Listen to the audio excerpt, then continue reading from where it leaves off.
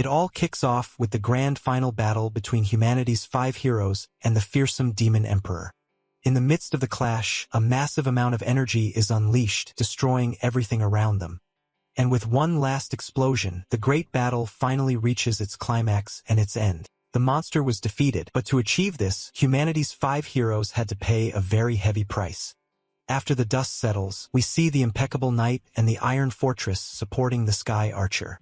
Elsewhere, our protagonist tries to heal the Sage of Holy Light who was gravely injured. But one of his comrades warns him that the enemy's final blow wounded her and she can't be healed. He yells for everyone to shut up and keeps trying to save her without success. His friend then asks him to stop, telling him not to try and save her anymore because she has already accepted her fate. With a smile on her face, she says she's already satisfied with this ending as her body glows with light. Even in victory, they remember their promise to all return together. But now this was the end. Just then, our MC hears a familiar voice and wonders if it's the voice of the Demon Emperor. The voice then confirms it's his, and that those are his final words for their magnificent battle. Suddenly, the Dark King's blood envelopes his friends, and they realize they've been tricked by the monster. The MC's body begins to transform, and he realizes the enemy's true ability was assimilation. The Demon Emperor then reveals that he prefers to call his unique ability evolution. Meanwhile, the assimilation continues, and our protagonist's body starts to be consumed by darkness. The voice explains that those who defeated him are worthy of becoming his new vessel for his grand masterpiece. He focuses on our hero, saying that he is the strongest human vessel of all. Seeing his comrade being possessed, one of the warriors screams his name, trying to break free. He then says he'd rather fall by his friend's hand than become a tool for the enemy. The protagonist's mind is torn as a voice begs him to abandon this idea and not take out his ally. But the blonde knight yells for him to hurry up as he can no longer resist the assimilation. The inner voice keeps pleading with him not to let the tragedy of one brother taking down another happen. Blonde asks why his sword is trembling and if his friend can't bring himself to strike him. With a grim look, the protagonist seems to brace himself for what must be done. The monster's voice says that resistance is futile and that his right side has already been completely assimilated. With this, the knight understands that it wasn't weakness, and a small smile appears on his face. And in a swift motion, the sword's blade cuts through the air, heading towards its target. To everyone's surprise, the sword pierces through the protagonist's friend's chest. With a smile, the blonde says that only someone as ruthless and deadly as him is worthy of that ability. The MC calls him brother, and his ability awakens, causing a mark to appear on his face. Immediately after, he pulls the sword from his friend's body as the assimilation retreats from his arm. The archer, watching from a distance, screams her boss's name in despair.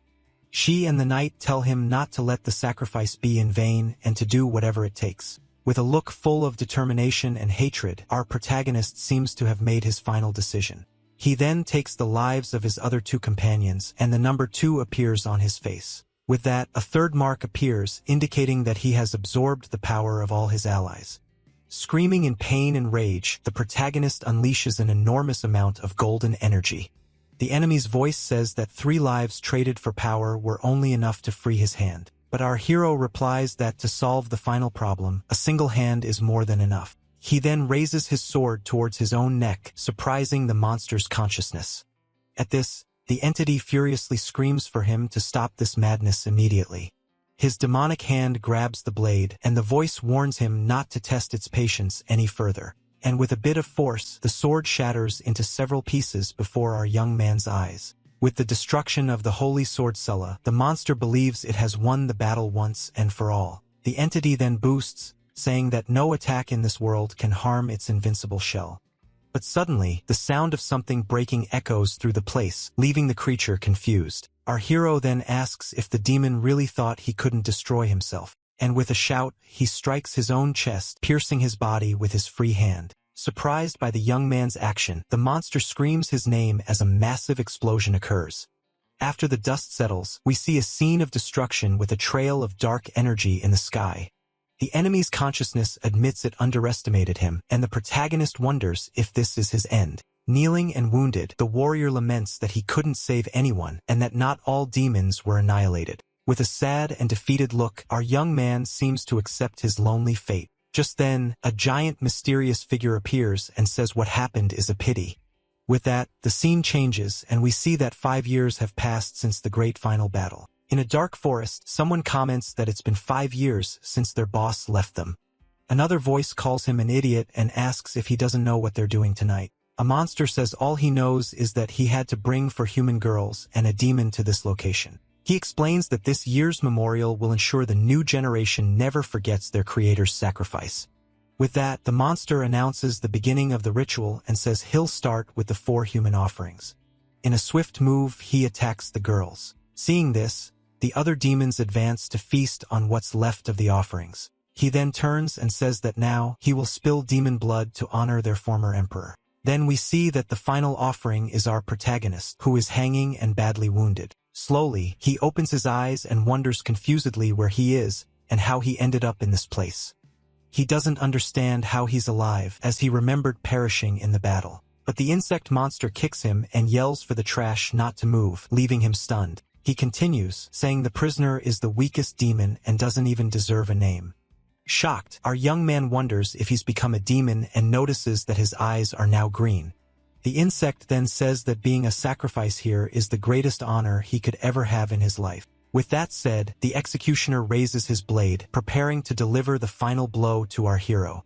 With a swift movement, the monster's weapon descends at high speed towards the young man. But to the green creature's surprise, its blade doesn't hit the target, and something unexpected happens. The insect monster becomes furious with the young man and yells at him to stop squirming because he ruined everything. Our guy then breaks free from the vines that held him, falling to the ground and escaping the attack. The green creature is shocked by the scene and wonders if the prisoner did that on purpose. With an intimidating glare, the MC asks if the half-breed demon can't recognize him. Seeing those eyes, the insect starts to sweat bullets and stammers, unable to say a single word. A memory flashes in its mind, and it screams the protagonist's name in complete panic. He then remembers an old battle at sea, where he served in the demon army. Back then, he was just a rookie and was sent to row with the other monsters on the ship. One of his superiors told him to put his back into it because the 4 lords were watching everything. In the year March 2012, the Lin clan used the power of the sea gods and launched a surprise attack. The assault was so fast that only a single human arrived in time to stop the enormous fleet. Alone on a small raft, that man prepared to face an entire army of demons. That was the protagonist, Glon, the demon slayer of Belu City, one of humanity's strongest heroes. Meanwhile, on the other side, the Demon King was preparing to give the attack command to his troops. But the only thing the insect remembers from that day was that all of his allies perished. The creature remembers that all its comrades were taken out in that terrible confrontation at sea. It recalls that, with the exception of Lord Shu, all the other demons met their end that day. Amidst the destruction, several demon kings were annihilated, and only one of them survived. Even covered in blood, the hero's gaze showed a determination as if he were gathering his aura. In the midst of the rain and lightning, the warrior stood firm and imposing before his enemies. Back in the present, the insect monster's face shows pure terror as it faces our young man. He then explains that, with the right angle, it's easy to destroy the weak spot of crustacean demons. Our guy realizes he has been resurrected, but his ability has been reset to level 1. Seeing this, the other demons shout to get him in charge all at once to attack. With just a few moves, he annihilates 9 demons, and a Roman numeral appears on his body.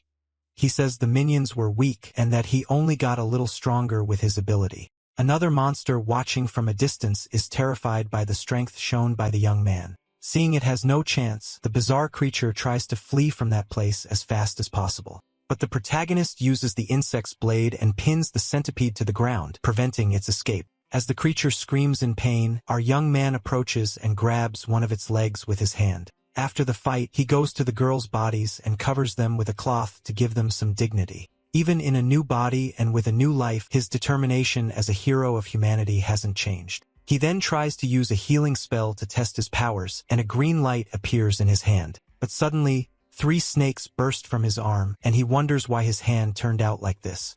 His hand transforms into a reptilian claw, and he screams in denial, unable to believe what he's seeing. He looks at the body of one of the demons on the ground, and the harsh reality begins to weigh on his mind. Desperate, the young man falls to his knees as spikes begin to sprout from his back. He finally understands that he wasn't resurrected, but reincarnated into the body of a demon. With his hand on his face, he can't accept that he has become part of this shameful race he hates so much. He remembers how he despised this inferior race, and now he is one of them. With a cry of rage, he says that the only value demons have is being taken out by him. After his outburst, he calms down a bit, but the expression on his face remains grim.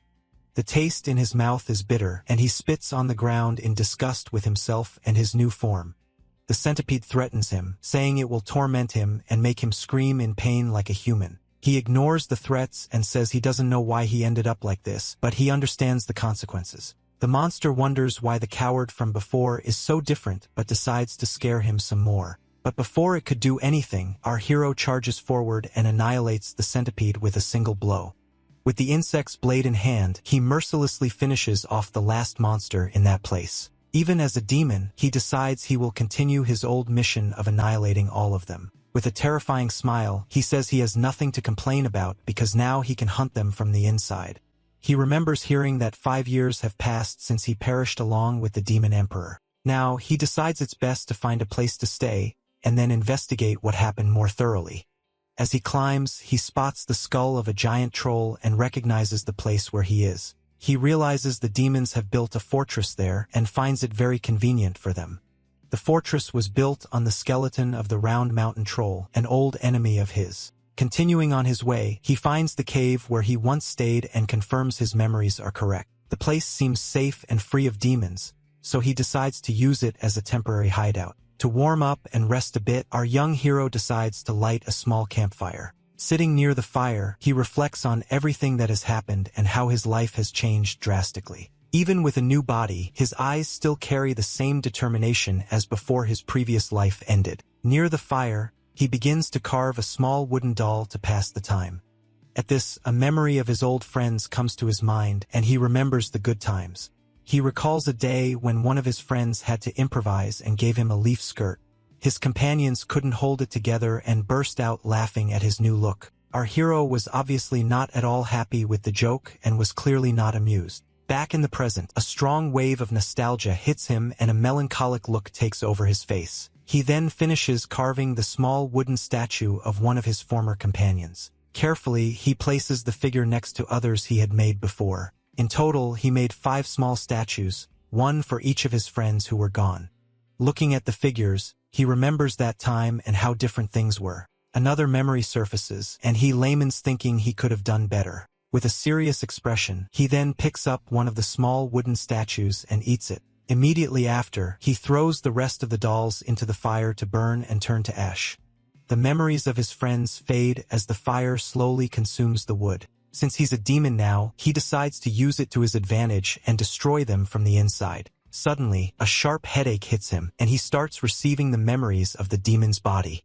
He sees that the former owner was a weak, snake-blooded demon who was always getting beaten up by others. In the memories, the demon worked as a servant on Round Mountain, and our hero wonders if he was a farmer. Another memory shows a demon teacher giving a lesson on world affairs to other monsters. One of the students complains about the class, and we see that the body's former owner was being used as a footstool for a demon.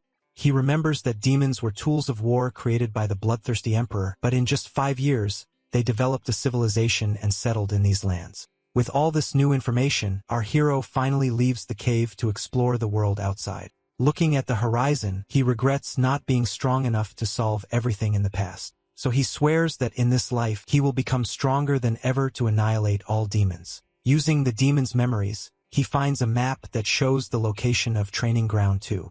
That was Round Mountain's Training Ground number 2, a place full of demon recruits. A red instructor yells at the recruits, saying he doesn't want to repeat the lesson about the soulless continent. Observing the scene, our young man finally understands the current situation and what has happened in recent years. After the Emperor's demise, the demons led by Su continued the war against the humans. The instructor announces that the topic of the class is talent marks and cleans the map with a recruit. He explains that the marks are innate abilities and that every demon is born with one unlike humans. To use the ability, both humans and demons need to consume an internal power. The strength of this power is shown by symbols ranging from 1 to 6 marks, with the first being the weakest. The red demon boasts about being a 2-mark warrior and unleashes his yellow aura.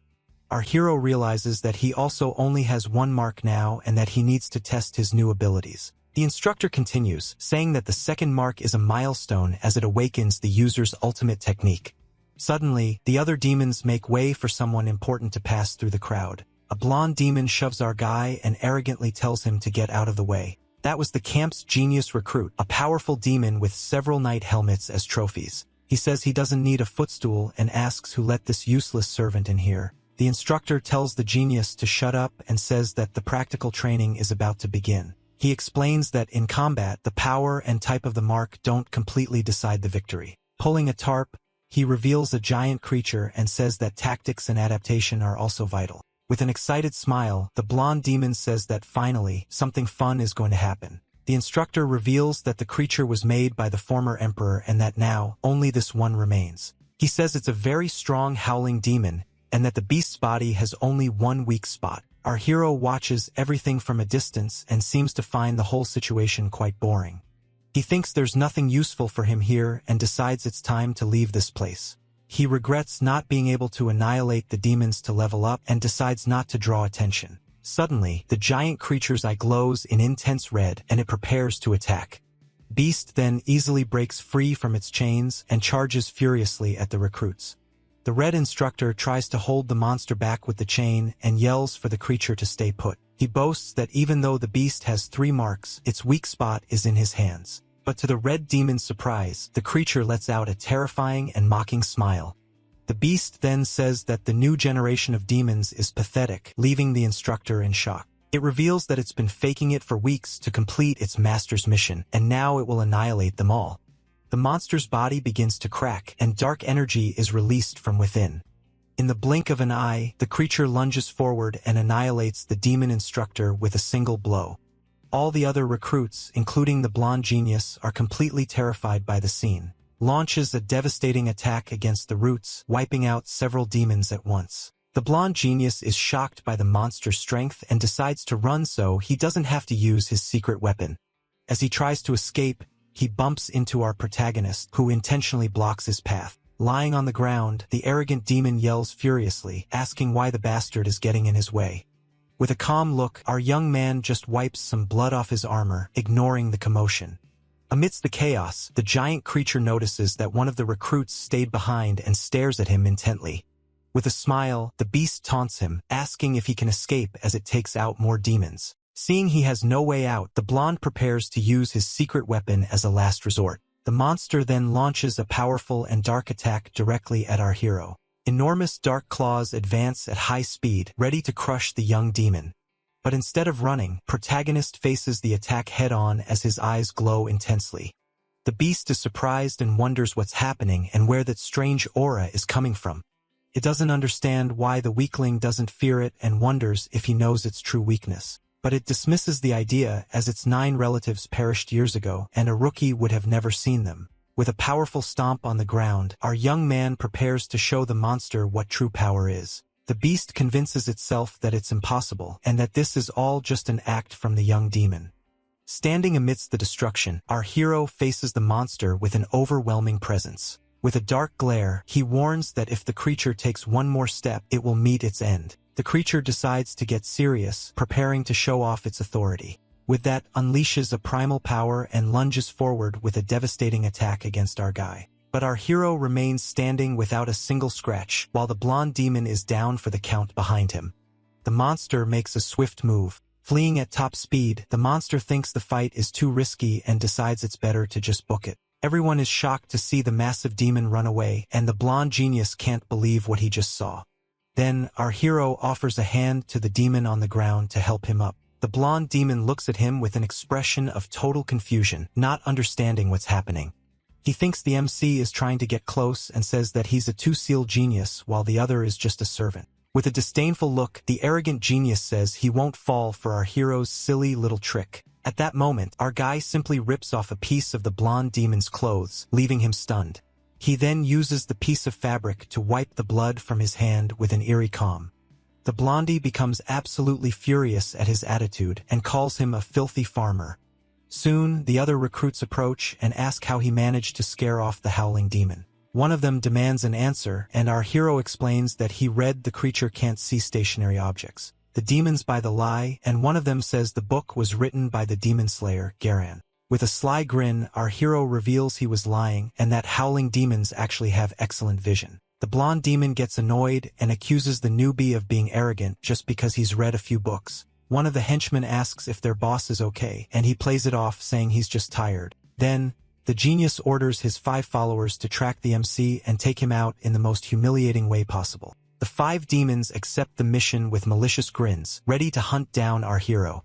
They follow him to a secluded spot and say they followed him long enough and it's time to make their move. With that, the 5 goons emerge from the fog, and one of them says no one will interfere with their fight. The monsters spread out in the fog, surrounding our protagonist, so he has no way to escape. They comment that his venom is weak and that a bite will, at most, just sting a little. So, the demons decide to split up to find him in the middle of all that smoke. Suddenly, one of the goons screams in pain, saying the scoundrel's snake bit his stomach. His body then succumbs to the venom, and he just explodes into a million pieces. The green spreads through the area and begins to affect the other monsters as well. With that, 2 demons scream in desperation, saying there's poison in the smoke and that their eyes are burning. Our young man's silhouette appears in the middle of the poisonous smoke as the demon screams in agony. He says he's going to use these 5 nasty things to test the applications of his talent seal. His ancient serpent bloodline gives him thermal vision, and he explains how he can now see in the dark. Furthermore, by concentrating power in his arms, he can create snakes to attack his enemies. The demons wonder what happened to their friends, and our MC reflects on his newfound tactical flexibility. Suddenly, the leader of the demons lets out a powerful howl, preparing for combat. At that moment, our hero finally emerges from the smoke. The red demon taunts him, saying he's nothing without the fog, while his brother threatens him. The monster charges at high speed, ready to deliver a devastating blow. He readies his blade arm for a powerful attack that slices through the air. The demon continues his move with a furious expression, ready to finish our guy off once and for all. Watching the scene, the other monster is impressed by the power displayed by his brother. But our protagonist remains calm, analyzing the enemy's every move with his eyes. The monster's blow approaches rapidly, seeming impossible to dodge or defend against. To everyone's surprise, the MC dodges the attack and lands a brutal hit on the demon.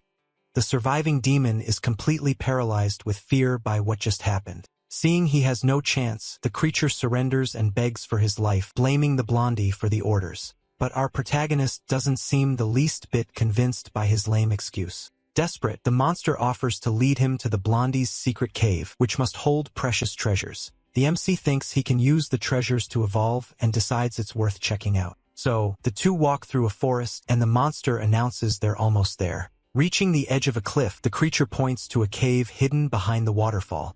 But before the monster realizes it, our hero grabs him from behind, sending the creature into a panic. The MC uses him as a human shield and throws him straight into an arrow trap. With the path clear, our young man thanks the creature for disarming the trap for him. The cave is a deep pit filled with arrows, with a small chest waiting at the end. Meanwhile, at the mountain fortress, a demon prepares to give a report. He informs his leader that a howling demon was scared off by a simple snake servant. The territory's leader, named Bone Crusher, hears the report and finds it all very interesting. Back in the cave, our hero picks up the chest and wonders why it's the only box there. Inside the box, he finds a small pouch, but a voice yells at him to drop the item. Suddenly, the blonde genius appears in a swift attack and manages to snatch the pouch from our young man's hands. Furious, the arrogant demon yells at him, asking how he dares to touch his precious things. The furious demon throws a kick in our young man's direction. Our hero dodges the blondie's attack, who then falls to the ground, crying out that his leg was injured in the attack. The blonde genius is shocked and wonders why he's so different from before. He realizes he can't fight head-on and needs to retreat so his leg can heal. So he decides to fall back and flies away at high speed to escape the fight. We see the blondie fleeing at top speed. Standing under the waterfall, our young man notes that it was another avian-type demon. Alone in the cave, he seems thoughtful, reflecting on what just happened there. In that moment, a dark memory of other avian demons suddenly surfaces in his mind. We see our hero's feet as he decides he must go after the blondie. He then runs at high speed through the tunnel towards the blonde demon. With a look of rage, he prepares to eliminate the demon. Shouting, our hero says that avian demons deserve to be wiped out the most. He catches up to the blonde demon in mid-air and attacks him with a powerful punch. With the impact, the two begin to plummet at high speed toward the lake. Even in freefall, our young man lands a devastating punch right in the enemy's face. The blondie then uses his claws to land a brutal blow on the MC. But he ends up kicking him, sending him flying into the water. Our hero then lands gently on the lake, as if it were nothing. The blondie taunts him, saying he was unlucky to fall into the bile lake. Suddenly, something begins to move under the water's surface, getting closer. With that, several strange creatures emerge from the bottom of the lake and surround our young man. The creatures grab him from all sides, but he doesn't seem the least bit worried. The blondie explains that those bugs will devour him until there's nothing left. He reveals that the lake was formed by the bile of a very powerful demon clan.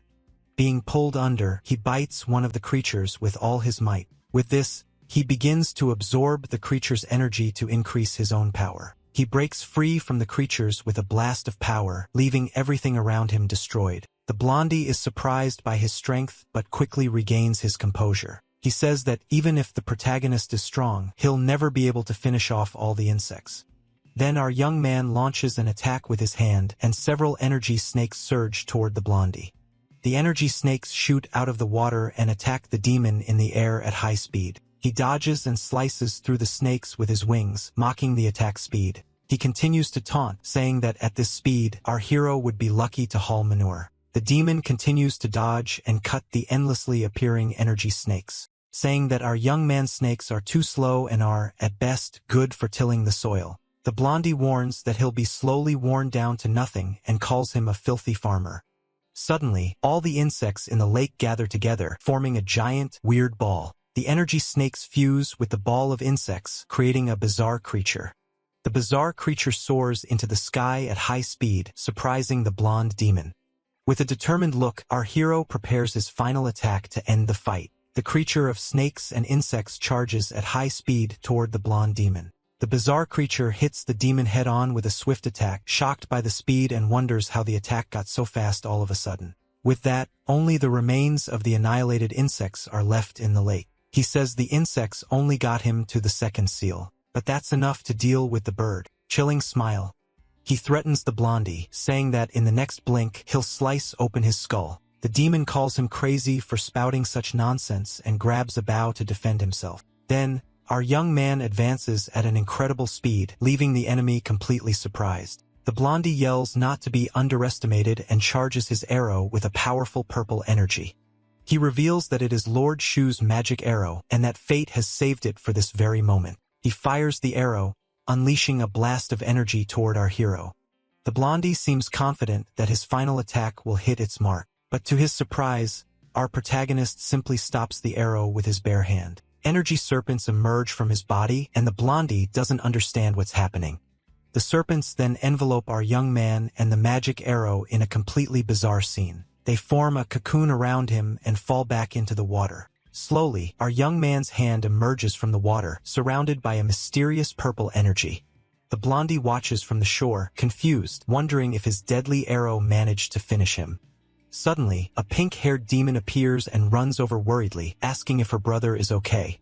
She says she followed the trail of feathers, and he reassures her, saying he just dealt with a petty thief. He then looks at the pouch in his hand. With that, the demon reveals that the treasure is to treat her eyes, and that he will protect it with his life. In the water, the cocoon of snakes absorbs the arrow, and the blondie remembers the weapon didn't have that power. Our young man is confused and doesn't understand why his body is transforming in such a way. His eye glows as one of the serpents approaches him, as if they were connected. Then, a very bright white light takes over everything, and a silhouette appears in the middle of the glow. His eye transforms, gaining an infinity symbol and a completely new power. The symbol reveals itself as a serpent in the shape of a figure 8, indicating a complete evolution. With a new white-haired look, he finally understands what happened to his body. The energy of the purple arrow is completely absorbed by his new form. He realizes his awakening was triggered by the arrow and calls himself a greedy serpent. With the ancient bloodline, he awakens an impressive power of annihilation. This power is called a serpent's molt and shows its full destructive potential. An explosion of purple and white energy consumes our young man's body in an epic transformation. On the shore, the two demons think he's sunk and that the fight is finally over. The blondie wipes the blood from his face and says they can now relax. But suddenly, the sky darkens and lightning begins to strike, changing the entire atmosphere. A heavy rain starts to fall, and the two siblings look up at the sky, completely confused. Dark purple lightning bolts slash across the sky, creating a terrifying scene. The blondie recognizes it as black thunder and is completely stunned. The lake water begins to bubble and glow with an intense purple light. A huge explosion of energy erupts from the bottom of the lake, illuminating everything around. The shock wave from the explosion nearly knocks over the two demons as they shield themselves. The blondie says something jumped out from within the lightning, and his sister asks what it is and where it is. She points to the middle of the lake with a look of fear on her face. In the middle of the lake, a statue emerges with our hero on top of it, in a new form and with new power. The blonde demon can't believe what he's seeing and is in total shock. Our hero appears in berserk mode, now with white hair and an imposing aura. The two siblings watch his new form with fear and prepare for the worst. Our young man reveals his new form called Fierce Thunder. He admits his mistake to be deceived before. But now everything will be different. The blondie doesn't accept defeat and charges forward furiously, yelling at him not to get cocky. He flies at high speed toward our hero, but the MC launches a purple attack. The attack hits the demon head-on, causing him to fall toward the lake. He screams in fury for being tricked once again by our young man. The attack destroys the blondie's wing, leaving him vulnerable and unable to fly. The protagonist says the blondie's power level isn't enough to test his new abilities. With one last energy attack, he hurls the demon forcefully into the water. His sister watches everything in despair and screams her brother's name in a panic. She runs towards the lake in the rain, trying to find her missing brother. The blondie sinks into the water in layman's, saying that if only he were stronger, things would be different. He knows that after he's gone, the protagonist certainly won't spare his sister. With a roar of fury, he unleashes a blast of energy to save himself. Our young man watches the scene with a smirk, not looking surprised. The blondie reveals his new form, called Dove's Feather Suit, with a yellow aura. His sister is moved to see that he has finally awakened his authority. With tears in her eyes, she says she won't let him fight alone anymore. She then uses her dominant demonic eye to summon a giant, shadowy beast. The two siblings shout together, preparing a combined attack. That they launch an attack called the Falling Sky Arrow toward our hero. But our young man prepares to fight back with all his newly awakened power. He concentrates his purple energy and launches a devastating beam against their attack. The two attacks collide, creating an explosion of yellow and purple energy. Our hero charges through the middle of the explosion, ready to end the fight once and for all. He lands a powerful punch on the blondie, who has no chance to defend himself. The impact of the blow is so strong that the blondie is thrown far away. The summoned beast tries to devour our hero, but he doesn't let it get the best of him. He turns in mid-air and launches a purple energy attack at the creature. With a viper's bite, he destroys the beast in a single blow. After the explosion, our young man lands on the water. The blondie sees this as his chance to attack while he's distracted. With a sneak attack, he uses the insect bodies as cover and advances. But our hero defends against the attack with a purple energy barrier. The blondie's sister uses her reinforcement gaze to strengthen his attack. The beast she summoned also prepares to attack with full force. She unleashes a woven cloud storm, a powerful and devastating attack. The blondie thinks the protagonist can't block the attack and advances confidently. But our young man unleashes a blast of energy and says not to be underestimated. He uses the Abyss Storm, an attack that deprives the enemy of their senses. With that, the blondie falls into the water, defeated, and his sister runs to help him. He hands the pouch to her and tells her to run, but she refuses to abandon him. He desperately hands her the pouch of eyes, begging her to flee. Our young man approaches, and the blondie begs for the return of the bag with the eyes. In the bag, several human eyes are revealed, and the blondie continues to plead. Our hero explains that his sister needs to eat fresh human eyes to keep from going blind. The two siblings hug and beg for mercy, saying they don't want the eyes anymore. The MC turns away and says he's going to ask a question as the rain stops. He asks if the people who had their eyes plucked out also begged for mercy. The two siblings are left speechless by his question and don't know what to say. With a cold gaze, he demands a yes or no answer, no beating around the bush. They look at each other sadly, and the sister says she's forgotten. She looks down with a blank expression, as if she doesn't care about the victims. Our hero reflects that demons haven't changed at all, even with their new civilization. Sitting on the shore, he thinks they've just gone from hurting for pleasure to hurting for profit. He bites an apple and concludes that they treat life as something worthless. With his new form, he says his biggest gain was the fierce thunder form. He explains that this form consumes a ton of energy, so he can't use it whenever he wants. A demon calls his boss over to see the bodies and says their demise had nothing to do with the weather. He reveals that the siblings' heads were ripped off by a lightning strike in a quick and violent method. The boss Bone Crusher arrives and says it looks like an unwanted guest has invaded her territory. Meanwhile, someone is hiding in the forest, watching the scene from afar. The leader warns that she will personally investigate any mysterious ends of new talents. With a hoe on his shoulder, our young man walks through the forest as if he were a simple farmer. Bone Crusher sees him and approaches him with a suspicious look. She asks who he is and what he's doing there, and he replies that he's looking for wild berries. The boss then remembers him as the farm slave who scared off the howling demon. She shoves him aside, saying she has more important things to deal with right now. The demon steps on him and threatens him, telling him to find some good berries for her pie. He falls to the ground under her foot, looking completely helpless and submissive. She leans in close with a seductive smile and threatens him. With a serious look, our hero thinks about his brief encounter with the commander and her lackeys. He realizes that quick showdown was enough to test the power of her seal. So now he considers himself a speed-type demon, giving him an advantage against power types. Helament's not being able to take out the fourth seal, Demonis Simonis, as his ability would have advanced a ton. But the problem isn't just the type advantage, it's the massive gap in raw power between them.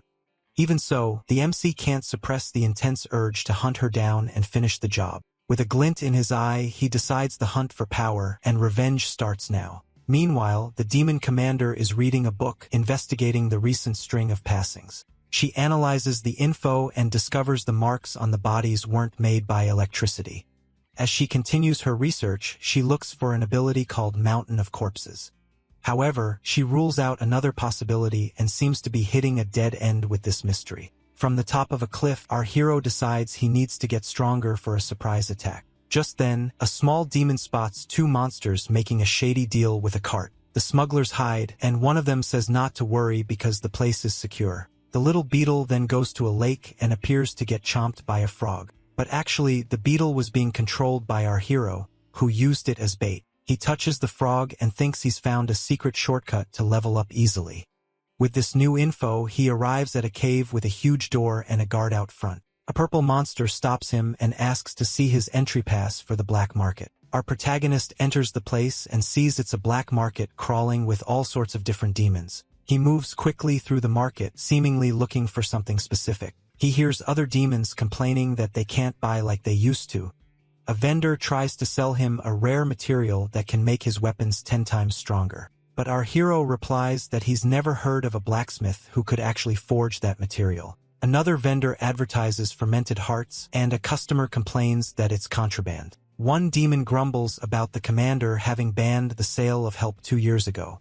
Hearing this, the protagonist finds this behavior fishy and suspects a conspiracy is afoot. Further ahead, a red demon announces he has workers for sale, and the crowd gets hyped.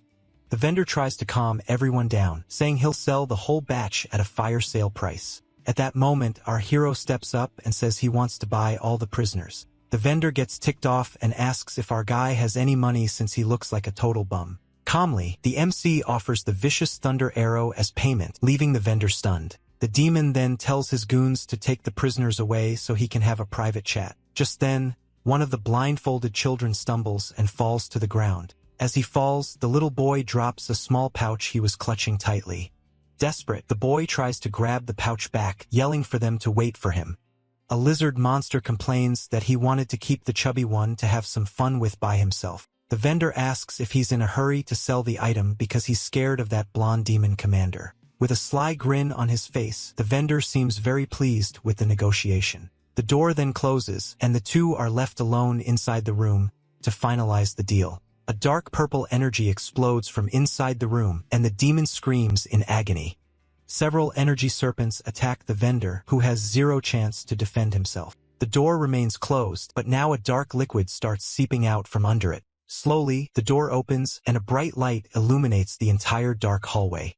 Our hero then walks out of the room with a glowing necklace and a determined look. The door then slams shut behind him, revealing the mess he left behind. Inside, we see that our young man didn't spare anyone and took out every last demon. Meanwhile, outside, the goons are taking the prisoners to a secure location. The lizard then tells the children to keep quiet, but our hero appears out of nowhere and strikes the monster from behind with a final blow. With that, he says he's now strong enough to at least restrain a chicken. The little blonde girl is completely horrified by the scene of senseless violence. The lizard demon's body falls to the ground right next to her, splattering, well, stuff everywhere. The terrified girl calls him a demon among demons. He thinks about his passive skill, which thankfully has a low chance of activating. With the fight over, our young man stands before the two rescued children. He then returns the small cloth pouch that the little boy had dropped earlier. The boy says thanks and takes the pouch back with a smile of relief and happiness. As he guides the children out of there, the girl offers to carry the rope for him. He tosses the rope aside and says he doesn't like seeing people tied up and that they're free. Using his powers, he heals the men's eyes, and they are incredibly grateful to finally be able to see again. He then starts healing the little boy but tells the adults to zip it because they wouldn't stop yapping and thanking him. Confused, the girl asks why he saved them since he's also a demon, and he replies, because I felt like it. The little girl is left completely speechless and stunned by her mysterious savior's blunt and simple answer. But with his eye glowing, he tells the little one to be quiet because he's busy finishing up healing the boy. Our young man then stares at the rescued humans, wondering how he should say his goodbyes once and for all. With that, an awkward silence fills the place, and the little blonde girl is left not knowing what to do. Until suddenly, a light bulb goes off above her head, and she seems to have a great idea to break the ice.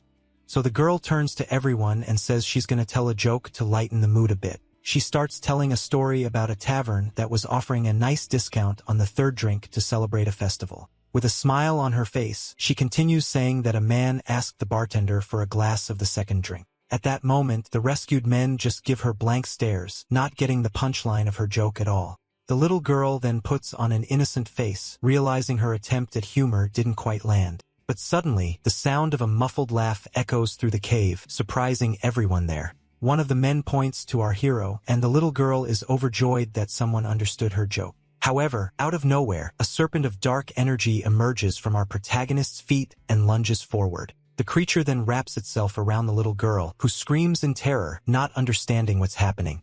The serpent strikes the other people, who also scream in pain and panic from the attack. One of the men falls to the ground in shock and cries out for their savior, unable to believe he's been betrayed like this. Sitting on a rock, our young man looks down at them and says they were very naive to trust him.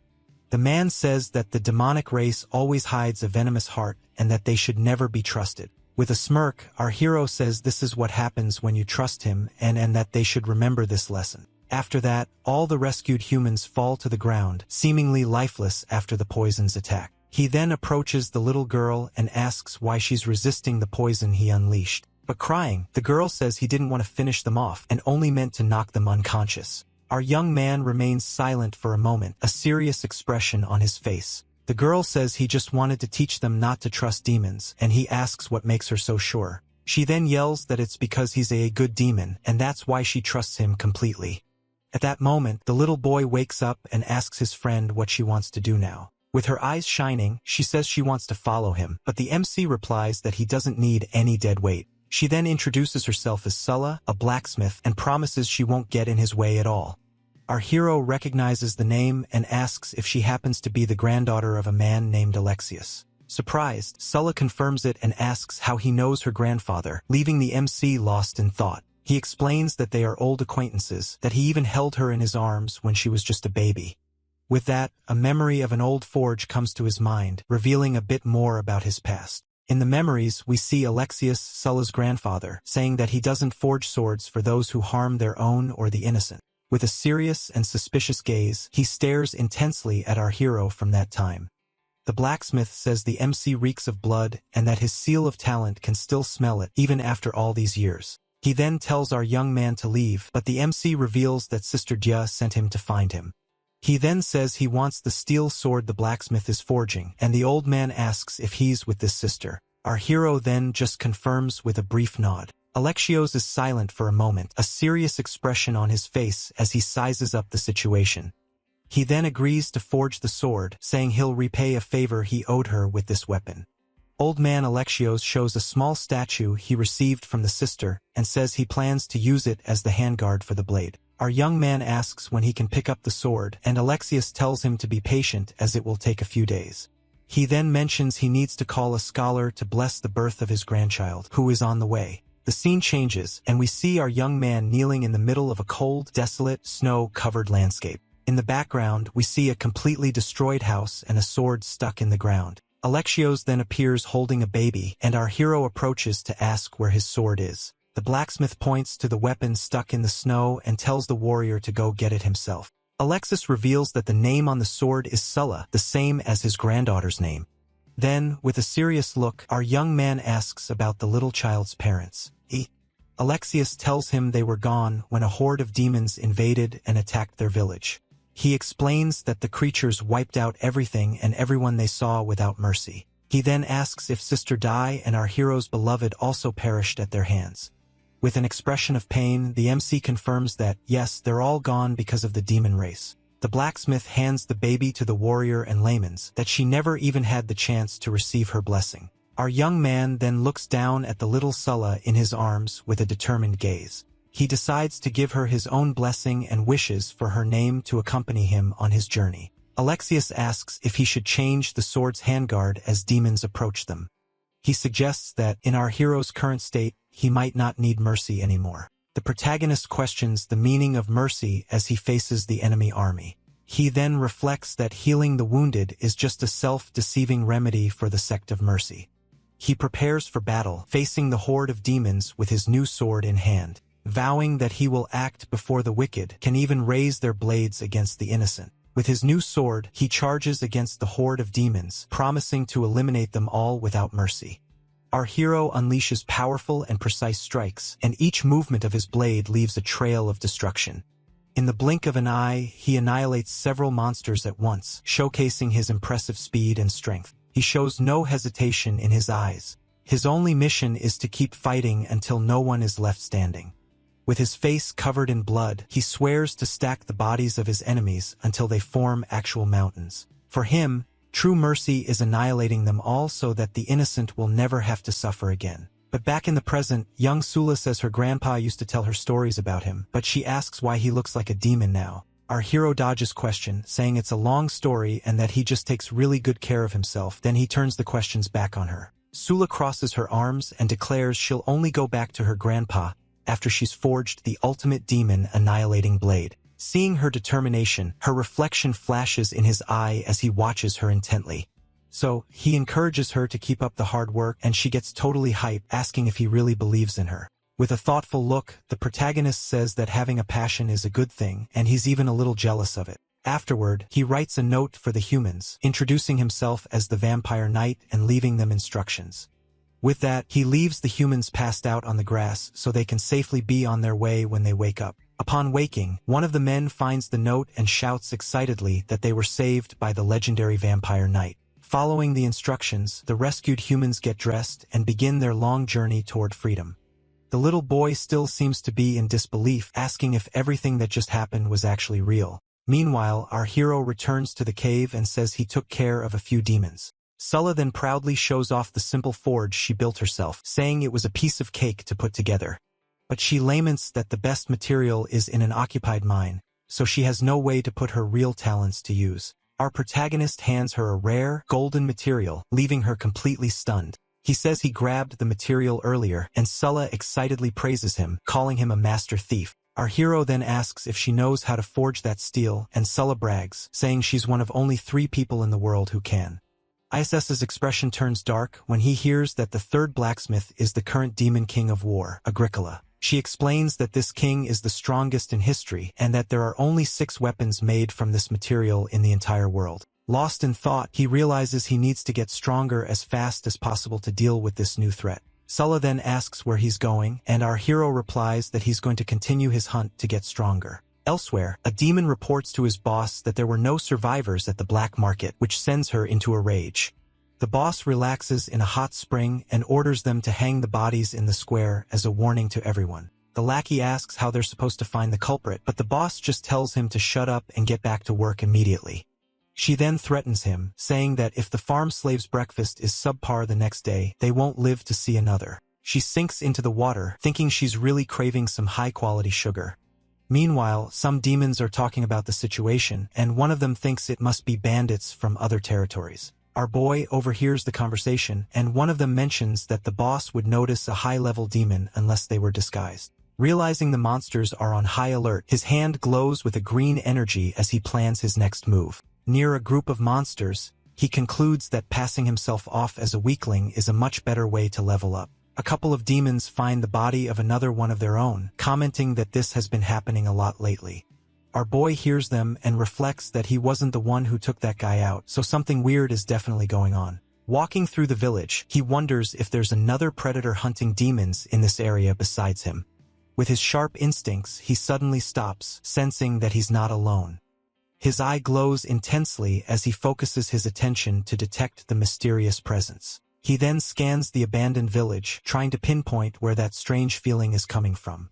Just then, he glances down an alley and notices a suspicious silhouette moving in the darkness. He finds it odd that someone would be following a simple slave, and it's definitely not to learn how to farm wheat. With that, the mysterious figure steps out of the shadows, and our hero braces himself. In the blink of an eye, the cloaked figure lunges forward, throwing a powerful punch right at our boy.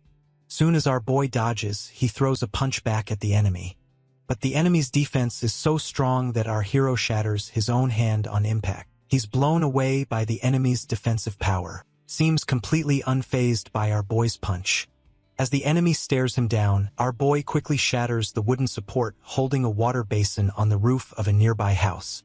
The enemy sees that the water is about to fall right on top of them. Taking the opportunity, our hero rushes toward the enemy to attack. The enemy is surprised he can still attack after taking that hit. The enemy says he overestimated him and blocks our boy's attack. The protag then unleashes a purple energy from his hand, preparing for an assault. Suddenly, this energy erupts and shoots toward the surprised enemy. The force of the attack is so powerful it obliterates the ground where the enemy was standing. The explosion of purple energy spreads throughout the village, destroying everything in its path. He wonders if the enemy withstood the blow, increasing the density of the power in his body. The two then face off in the middle of the destruction, surrounded by auras of different colors. The enemy's cloak begins to dissolve, appearing as if it were made of water. The mantle then melts completely, falling to the ground and breaking apart. With that, only the tattered remnants of the cloak are left behind on the village floor. The enemy reveals herself and says she won't pursue him because she knows she can't catch him. The villainess thinks he's dangerous and wonders if she should finish him off, or, if she ever captures him, turn him into her little lapdog. Far away, our boy reflects that for now, he can only scratch her, and that he'll need a new way to defeat her for good. A curtain of smoke appears. A vision of Sula in danger flashes through his mind, making him worried. As soon as his vision clears, he calls out Sula's name. Why she didn't build a chimney. Sula realizes the heat is getting too high and runs desperately toward the forge to fix the problem.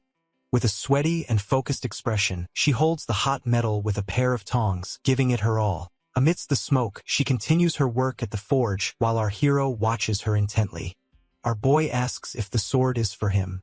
Sula says yes, shows him the finished blade, and says she made it a good size for him since he's still kinda weak. Back in the present, Sula is super pumped while forging the new sword for our hero, and she says it's her masterpiece. Sula tells our young man that Jilong would be proud how the sword turned out. The new wave pattern blade is finally revealed, glowing with an intense golden light. He then holds the new weapon and praises the girl's work, saying she did an awesome job with the forging. He then asks about the guard hilt and pommel, but the young woman says she doesn't have the right materials for those yet. Our hero then wraps a cloth around the blade and replies that for now, this is more than enough. Looking at the newly crafted weapon, he asks if little Sula has given it a name yet. She says that since the greatsword was named Sula, this one should be called Little Sula, and he agrees. Right after, we see what the weapon will look like when it's complete, with a sinister green aura surrounding it. He says that, as expected of an angsty steel sword, his body can barely wait to absorb it like an offering. but he controls his instincts and says it's not time yet, as he needs to wait for the sword to be complete before it can evolve. At that, Sola raises her hammer full of determination and says she's gonna work really hard to finish the weapon. Sure asks if he can use his sword technique, but he says the place isn't tall enough for that. The next morning, Sola is sleeping and drooling, completely knocked out after a long day's work, until a delicious smell fills the air and wakes her up as she mumbles that the aroma is amazing. With her mouth wide open, Sola stares at a huge fruit pie on the table. She asks how he knows how to make that, and he explains that he learned at the Royal Academy. We then see him placing one more fruit on top to decorate the dessert. Our hero takes the pie elsewhere, and 2 guards say they're gonna get wine for their chief. He then enters a hall where the territory's commander is waiting for him, lounging on a sofa. Their eyes meet, and he looks dead serious while the demoness smiles mischievously. As he gets closer with the tray, the commander says it's a long platter and asks to see the goods. She then praises him for being clever and for serving himself up to her on a silver platter.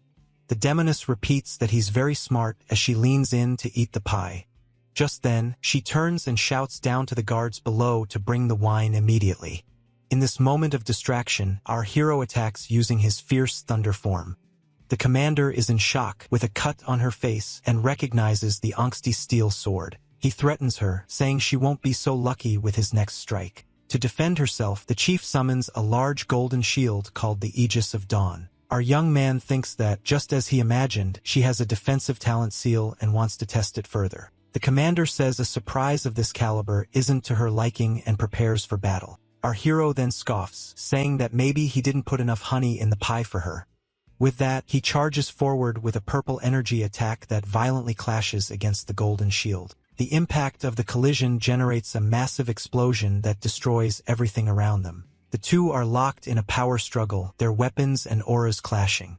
The commander then smiles confidently as she prepares to counterattack. Using the tip of her shield, she launches a blow called the Twilight Strike. The demoness attack shoots forward and hits our hero square in the face. The blow leaves a small wound on his face as he's pushed back. He then counterattacks with such force that the impact creates a shock wave. The impact hurls the demoness across the hall while she holds her ground with her protective shield. She thinks that our hero is attacking recklessly and that his power will run out soon. Our hero realizes his sword is weaker than her shield and thinks of a new plan of attack, a burst of purple energy.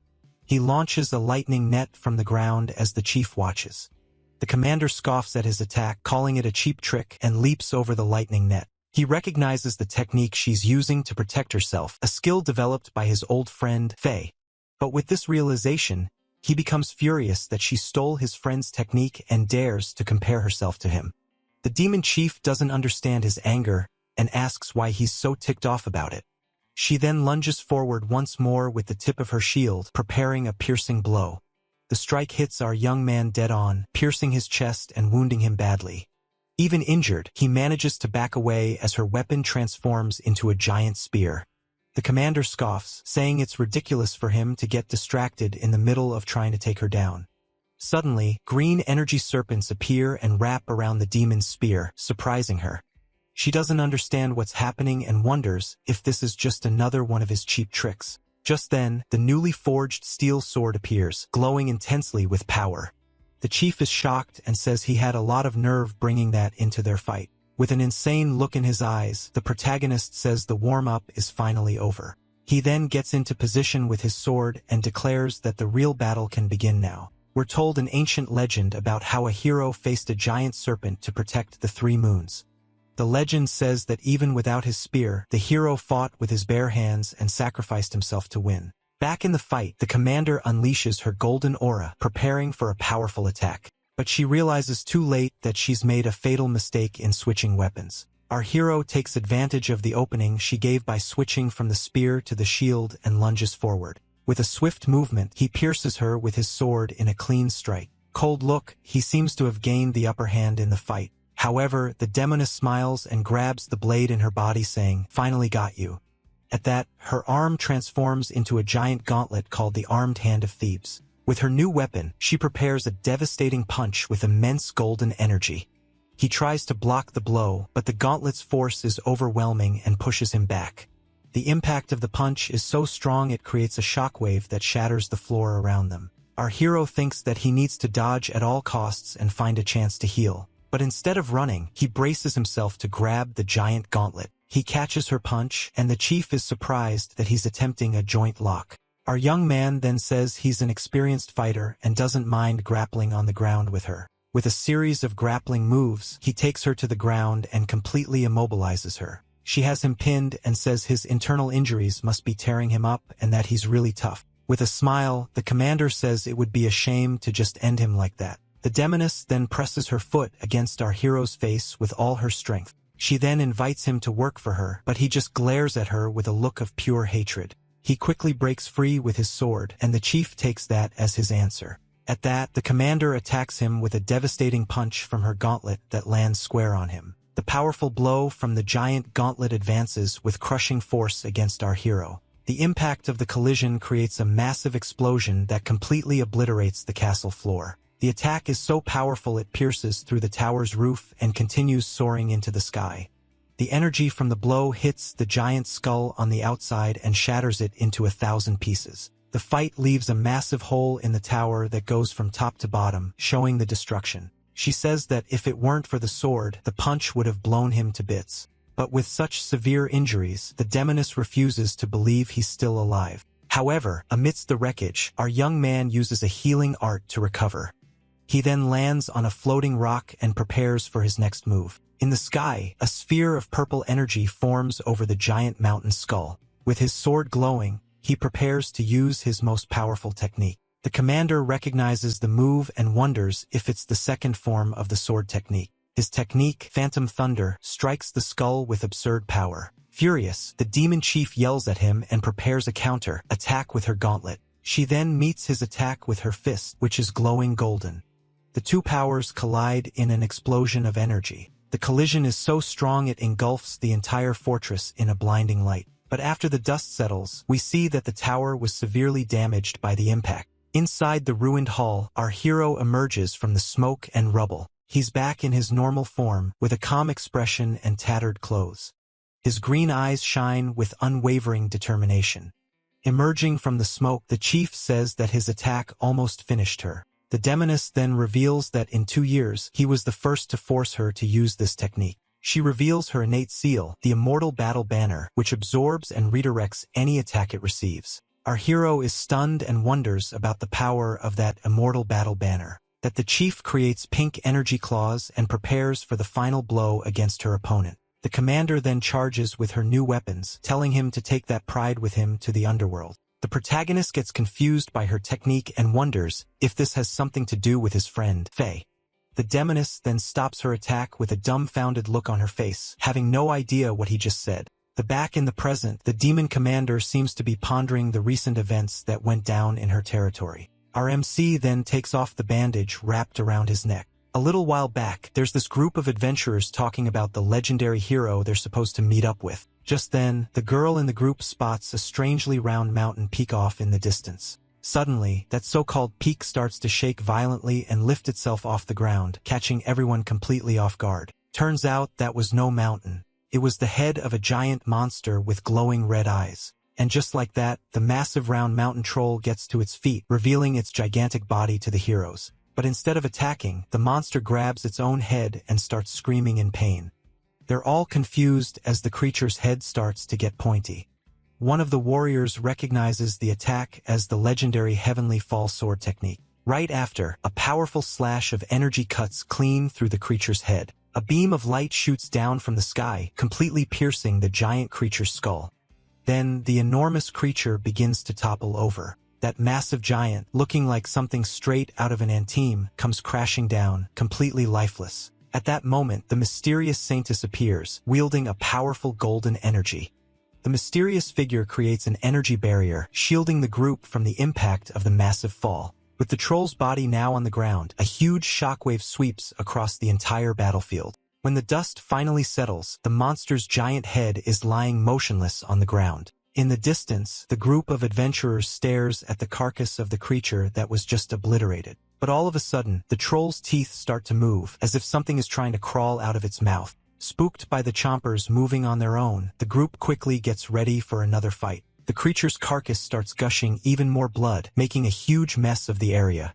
Just then, a blood-soaked hand slowly emerges from inside the troll's mouth. Drenched in blood, our protagonist pulls himself up from inside the creature.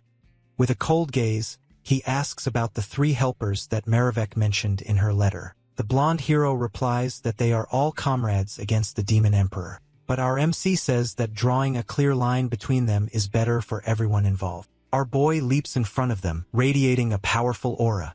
After walking past Blondie, he says that feelings that run too deep can become a burden or a hidden danger. Then our protagonist faces off with the team's tank. The giant knight completely disagrees with Glan's way of thinking. Our hero then replies that he couldn't care less about his opinion. With that said, he simply turns and walks away. The blonde guy then asks the big fella to forgive him, explaining that the kid has a difficult personality. But the knight says it's all good, since he has no intention of being friends with that guy either. Elsewhere, the purple-haired demon sees someone and asks, "Is that really you?" Turns out, she's staring at our hero, who's looking a lot cleaner now. Our protagonist confirms it with a simple yes and a slight smile on his face. The demon girl gets super happy and hugs him tightly, shouting that he's alive too. Overcome with emotion, she leaps into his arms and holds on for dear life. Our boy then asks why she's crying, saying she wasn't like this before. She says she never thought she'd be able to see a comrade again. Glenn gets a sad look on his face and apologizes, saying if only he had done better. Just then, 2 demons appear at the door and ask what's going on. The 2 monsters see their general on top of our hero. She tells the 2 to get out and says she's gonna rest to get her strength back, so they just obey. The 2 leave, looking pretty suspicious. With them gone, our protagonist uses a healing spell on her. She asks if he's been feeling guilty all this time for what happened in the past. The demon girl cuts him off, saying she always found it annoying how he blames himself for everything. She cries out in pain, and he tells her to hang in there, since she broke more of his bones than he broke of hers. After that, the 2 sit down to eat some fruit and talk a bit more. He confirms that he was reincarnated as a demon 2 years ago and also found his sister. Our protagonist is shocked and asks if his old comrade, switched teams. He insists, asking how his friend became a woman from the demon race. The demon girl just stares at him with a serious expression, not saying a single word. With a smirk, she finally reveals that actually, she's been a woman the whole time. Glenn is left completely speechless by this revelation and can't believe what he just heard. He's still reeling from the information, staring at his old companion in total confusion. She then asks if, in the 3 years they knew each other, he really thought she was a guy. A memory shows his friend with the giant armored knight. Our protagonist is stunned and remembers once arguing with Merevek. Our hero then asks if everyone else already knew about this. She confirms that, yes, every single one of their other companions knew. Outraged, he asks why she never told him the truth, but she flips the question back on him, saying she just assumed he already knew. Glan asks her to confirm this isn't some kind of joke, and she brings up how he used to call her Gigi. He explains that he thought it was some kind of military title. Mervek sees Sala sleeping and asks who she is. Glan says she's Alexis's granddaughter. She then turns and notices some small wooden figures on top of a barrel. She starts counting the figurines and realizes that one of them is missing from the group. She also spots a few things on the floor. She then picks up the objects from the floor. Our protagonist replies that they'd remind him to be better in the future. With a determined look, our boy vows that he will eradicate evil and protect everyone. But his companion just starts laughing, finding his promise pretty hilarious. She doubts he can pull all of that off by himself with no help from anyone. But then she says that when it comes to taking out the bad guys, he can count on her help. With that, the 2 seal their partnership with a firm handshake. This gesture shows that they're back together again, ready to face whatever comes their way. A moment later, the figures on the barrel are complete, symbolizing the old group. The 5 wooden figurines represent the old group of heroes, finally reunited. Sitting on a cliff, they talk about the last 2 years and what's been happening. They talk about the kingdom, and she says the current demon king couldn't care less about anything. The demoness mentions that sometimes her monster instincts try to take over. Our protagonist agrees, saying that his demonic nature has changed him a bit too.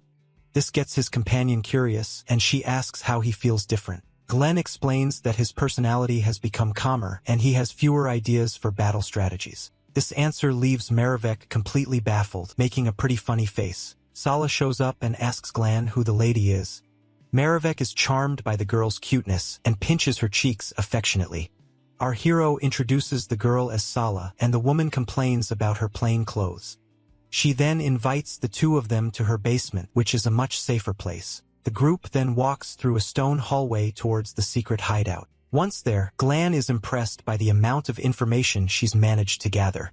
He looks at a board with a list of the demon kings who are their targets. Suddenly, Sala turns around and asks not to be treated like a doll. Turns out little Sala is in a brand new outfit and asks if it looks good. The demoness boasts about her skills, and our hero compliments the style of the clothes. Little Sala keeps looking at herself in the mirror, seeming to really like the new look. Her friend then says that a hair accessory would make the look perfect. Suddenly, our protagonist gets an idea when he sees an item she tossed aside, picks up a large blue shell. Our hero recognizes the object as the Soul Sea's call and gets serious. Maravek says she won the shell, but he reveals it's a 300-year-old artifact. This artifact allows a person to enter another's soul and see their memories. Our protagonist remembers feeling something strange right before he was reincarnated. He asks her to use the item to enter his soul and find out the truth. The demoness accepts his request without hesitation and agrees to help him. With a determined look, she says she's ready to start whenever he is. Our hero then says that for the item to work, they need the other half. His friend panics when she remembers that the other part of the shell is missing. She explains that a gang of bandits stole the other half of the artifact. Our hero asks why she didn't just get the item back, and she says she's terrible at tracking. Glan complains that even after all these years, she hasn't gotten any better at stealth techniques. He says her attempts at being sneaky are so bad that a blind man could spot her. The lady cries and promises to practice in the future, but our boy yells at her to do it now. Elsewhere, we see the bandits' camp, where they have the stolen artifact. The thieves are gathered around a campfire, talking about the various supplies they've received. Inside a tent, the gang's leader is talking with a woman about his future plans.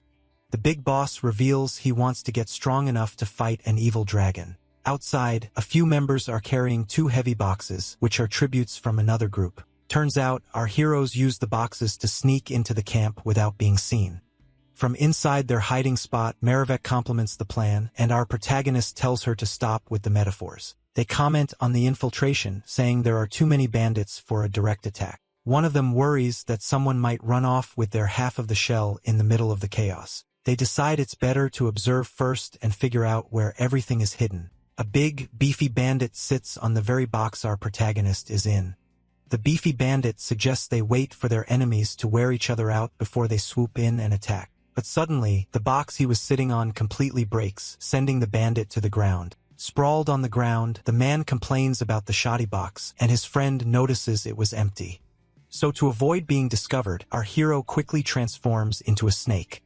Tucked away inside a box snake, our armed hero and his paw are keeping an eye on the enemy's movements. They scope out the entire bandit camp, including the busted-up box he was in. Meanwhile, the head thief is chatting with some lady, saying he's off to the black market to trade some items. But the elf chimes in, saying the market got wrecked by someone super strong, just as our guy closes in. When the bandit chief senses a strange presence and yells out, "Who's there?" And just like that, our guy appears, announcing that the target is confirmed and his friend can go have her fun. Right on cue, Myrov leaps out of the box and lays into one of the henchmen with a solid punch. She grabs him by the neck, totally cheesed off that they nabbed all the good snacks and left her hangry. Fueled by rage, she then unleashes a devastating blow on the monster without a shred of mercy. After knocking down a few enemies, she just stands there as more goons circle her, ready for a fight. The gang leader is absolutely furious, blaming our hero for leading more of right to their doorstep. The chief hands the artifact over to the woman. In a panic, he makes a run for our hero, using the girl as a flimsy excuse and yelling for help. But before he can get very far, a swift and precise strike takes him out mid-stride. The elf then reveals herself, saying she was sick and tired of that guy anyway, calling him a real piece of work. With a serious gaze, our hero faces off against the elf, who taunts him, asking if he wants the artifact. She keeps the trash talk going, saying that if he takes the item, she'll turn him into her new plaything. Not even hesitating, our guy darts forward with incredible speed and snatches the object right out of her hand. The other goons are completely floored, in disbelief that their boss was taken down so easily. Meanwhile, Myrov is busy fighting other bandits, and our guy starts critiquing her fighting style. He explains that her power can basically blend offense and defense into one move. So he offers to share a few techniques and an energy serpent materializes in his hand. The serpent then bites his friend's shoulder and he tells her not to resist but to feel the power. He says that by following its circulation, she'll discover a new way to operate her talent seal. Our hero says he'll show her one time, and a green and yellow aura envelopes her body. She then unleashes a powerful attack that completely wipes out all the enemies around her in one go. With her new shield and spear, she remarks that the feeling of learning something new isn't half bad. Our hero then grabs the artifact and says it's time for them to head back to the hideout. Back at the hideout, we see little Sulla sleeping soundly at a table loaded with food. He mentions that the item is delicate and can only be used one time to see what happened in the past. Myrov gives him a worried look, but he reassures her, telling her not to sweat it. Then, with the artifact in hand, our hero tells her to brace herself as the object begins to glow intensely. An enormous serpent of dark energy is released from the artifact, lunging toward her. Next thing you know, he appears alone amidst a thick smoke inside his own soul. Our guy then warns her with a smirk not to peek at things she's not supposed to see. Just then, his friend enters his soul space and wonders what it is she isn't supposed to see in there. All of a sudden, a giant, twisted statue emerges from the darkness, scaring the daylights out of her.